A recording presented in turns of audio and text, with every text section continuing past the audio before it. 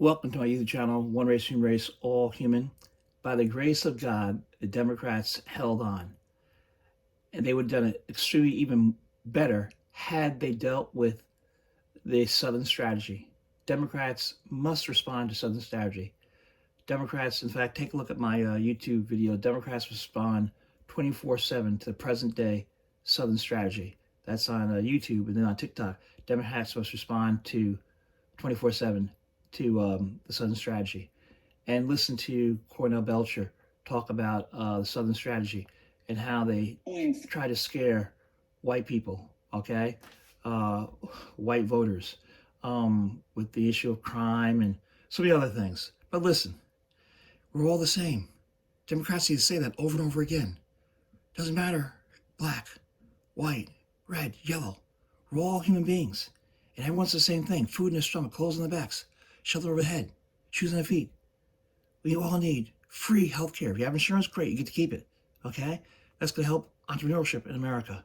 And free state college, like much of the world has, which keeps the kids out of debt, which makes sense, all right? Making the world better and better.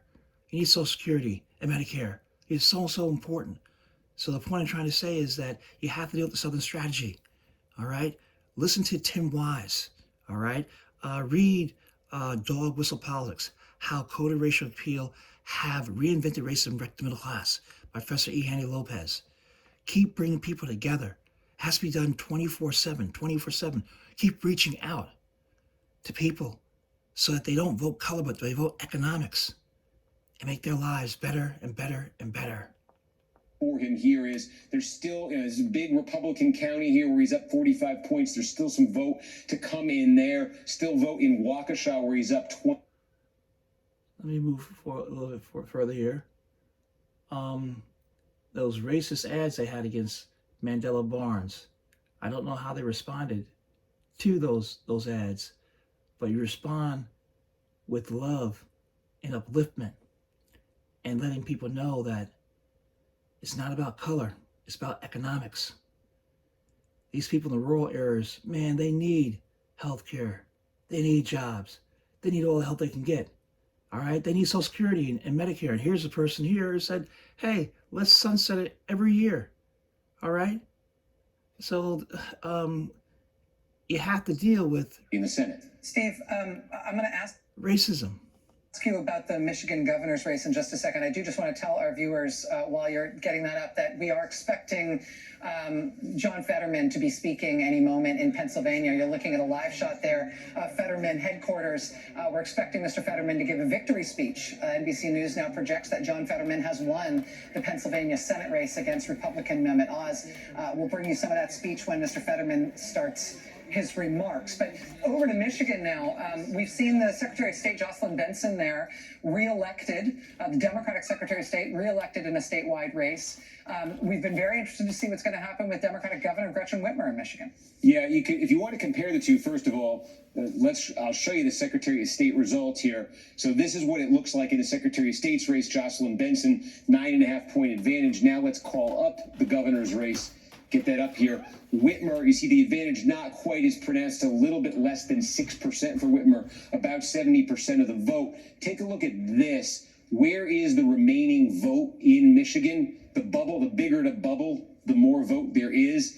And I think you can see here, look how much of it, that by far the biggest county in the state, Wayne County, the biggest share is coming from Wayne County, because this is where Detroit is, and you can see not even half the vote from Wayne County yet. This is just core Democratic area. There's still remaining vote in Washtenaw County. This is where the University of Michigan is. There's not much in Oakland County. This is suburban Detroit. It's become sort of a Democratic bastion. There is a lot still to come in Macomb County. Macomb is an interesting county, because this was sort of the iconic home of the Reagan Democrats once upon a time. And Donald Trump did very well here. And you can see Tudor Dixon so far is close to that Trump number, so she potentially can get some more out of Macomb County. But also, again, Genesee County. County here, Whitmer, you see how Biden did. You see a lot of vote to come. At Grand Rapids here, you've got in Kent County, still a lot of vote to come. There's a congressional district. We've been talking about Michigan's 3rd district based there too. That the remaining vote will be significant for that as well. So you see a lot of Democratic areas with a lot of outstanding vote in Michigan,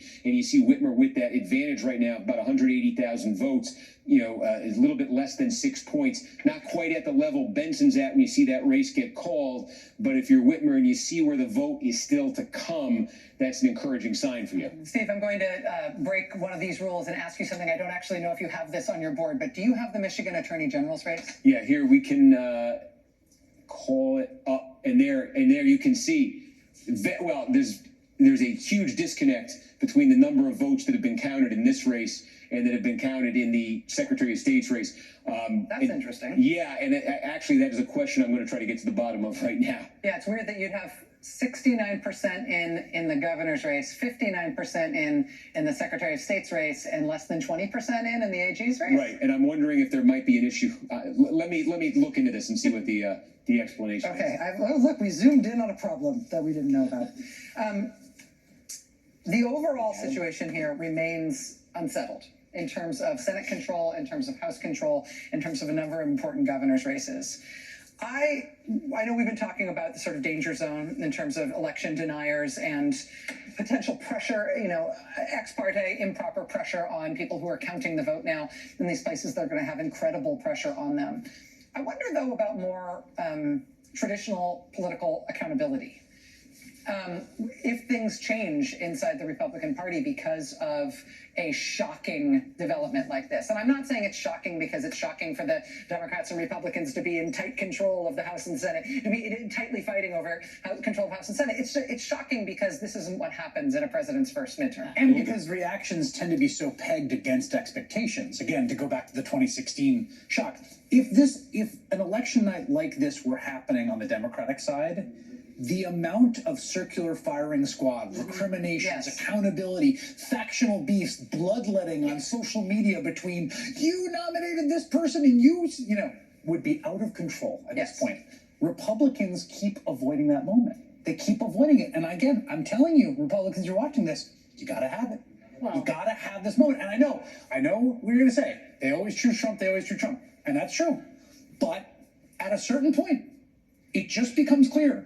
He is a net political loss. But the turtle had a feeling. The turtle. The turtle knew. The turtle had a feeling. The turtle. Yes, we retract that. Yes, No, I mean, I say it lovingly. Candidate quality. Mitch McConnell, it was just my entree into candidate quality. Yeah. Mitch McConnell made a reference to candidate quality, which was a very, easy, debatable. He could walk away from it. He uses a lot of those words, but he was concerned about this. McCarthy was on board 100% with the Trump MAGA thing, and you reported. We had reporters from the McCarthy party tonight. I think there may not be, and I can't predict whether there'll be any political accountability, but internally, privately, there's clearly a debate over what they're running and why. When inflation has been over 8%. And yes, a different era, so it's not apples to apples. We've seen 20, 30, 40 seats go, just with the inflation, plus the midterms historical precedent. We talked tonight as well about, and many people made the point at this table, first time in 50 years you've had Roe gutted after these justices went and said the opposite under oath to the Senate and the political violence and a lot of other things. So there's a lot of stuff in here, but it would seem that at least behind closed doors, there are going to be prominent Republicans who are going to say, you blew it. Yes. But let's just be clear. This isn't so much a question about what Trump. This is a question of what kind of party do you want to be? And time over time, there's John Fetterman. Let's listen to what he has to say. It's more important than John Fetterman is projected to be the winner of the Pennsylvania Senate race. Wow.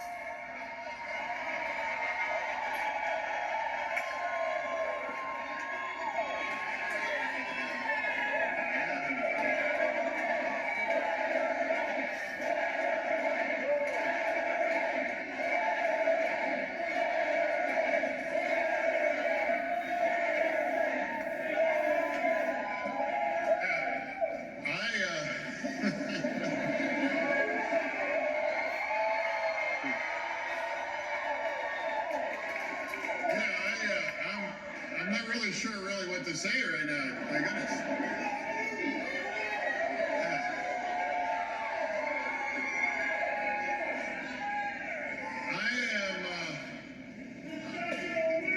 Yeah.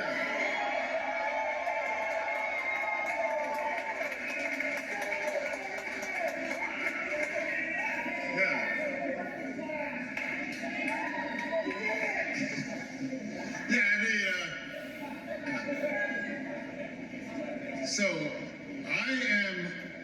I'm so humbled. Thank you so much, really. Thank you. Thank you. Like what is it? It's like 1:30 in the morning and you're still here hanging in?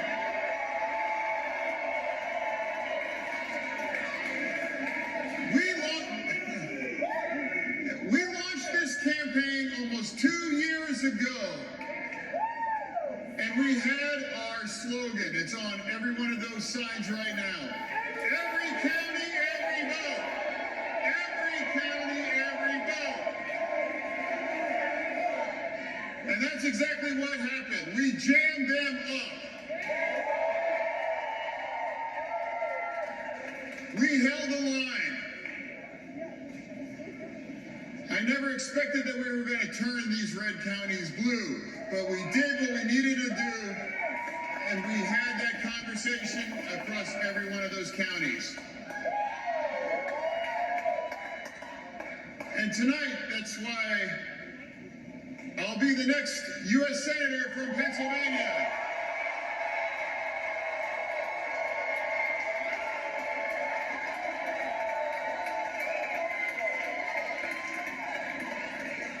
Thanks to all of you. All of you. Thank you. Thank you so much. The name is grateful right now. And I want to thank, of course, all these supporters all across Pennsylvania, all in this room, all across the nation, everyone that chipped in $10 to help us get here. Thank you.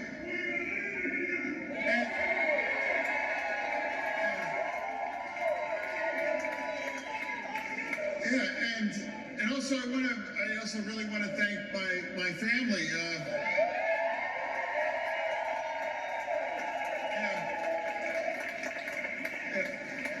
My mother, my father, Carl, Susan, my brother Greg. Where's Giselle? Where's Giselle? Everyone's here. Yeah, Giselle. Who 6 months ago, she saved my life. Walking out of a Sheets bathroom, she recognized what was happening.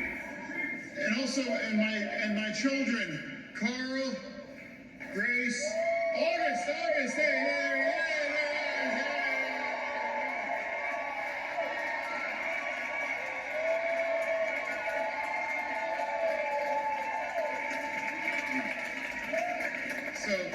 So everyone, and just thank you. And I also want to thank my team as well, the best team. So many names, Brendan, my campaign manager, Rebecca, Bobby, Joe, Jason, everybody, all my team. So many that made that part of it. And also, thank all of the supporters. Also, I'm just so proud of the race that we ran. And, this campaign has always been about fighting for everyone who's ever been knocked down, that ever got back up.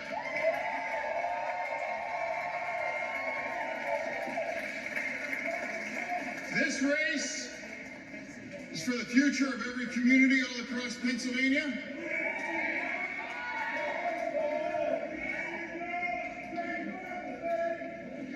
For every small town or person that ever felt left behind, for every job that was ever been lost, for every factory that was ever closed, for every person that works hard but never ever got ahead. I'm proud of what we ran on. Protecting a woman's right to choose, raising our minimum wage, fighting the union way of life, Healthcare is a fundamental human right. It saved my life, and it should all be there for you when you ever should need it. Standing up to corporate greed, making more things right here in America and right here in Pennsylvania, and standing up for our democracy. 20 years ago, I came to Braddock to start a GED program. And I've spent these last 2 decades fighting for the forgotten communities. Because no community deserves to be left behind. No one deserves to be abandoned. And every place matters.